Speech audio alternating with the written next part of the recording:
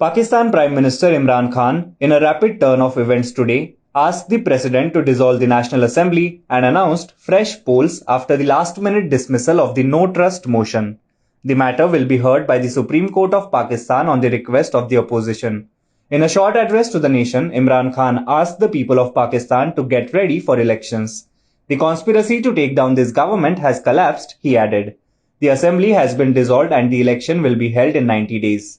The no trust motion against the Pakistan Prime Minister was dismissed by the Deputy Speaker Qasim Suri, who termed it against the Constitution and rules of Pakistan.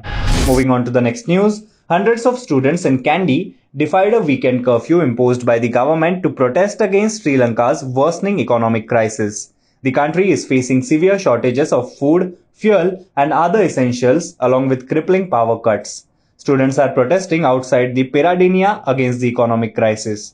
Cops used tear gas and water cannon to try and disperse the protesters who are defying a weekend curfew imposed by the government. More than 100 people joined the march by opposition leaders in capital Colombo before it was stopped near the home of the opposition leader Sajit Premadasa by a large group of police and soldiers carrying assault rifles.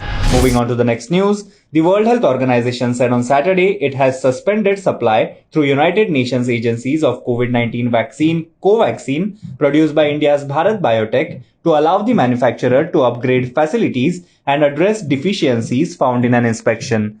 The WHO asked countries that have received the vaccine to take appropriate actions according to the statement, but did not specify what the appropriate actions would be.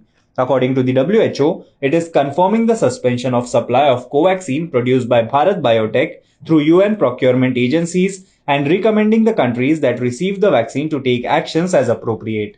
The WHO said the vaccine is effective and no safety concerns exist, but the suspension of production for export will result in the interruption of Covaxin supply.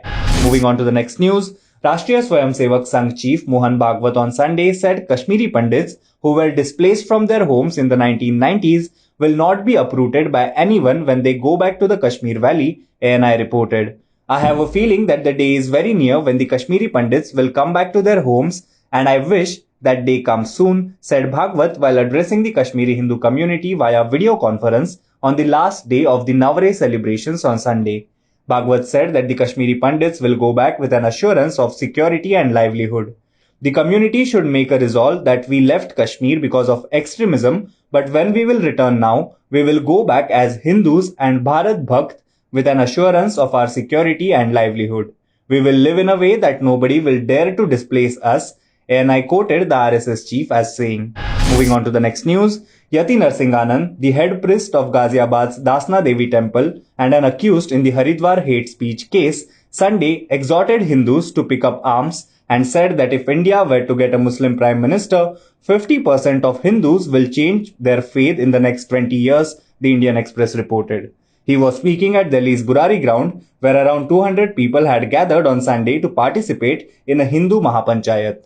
Addressing the crowd, Narsinganand also said that 40% Hindus will be killed if India were to get a Muslim PM. This is the future of Hindus. If you want to change this, be a man. What is to be a man? Someone who is armed, he said. However, the Delhi police said the organizers did not have a permission to hold the event.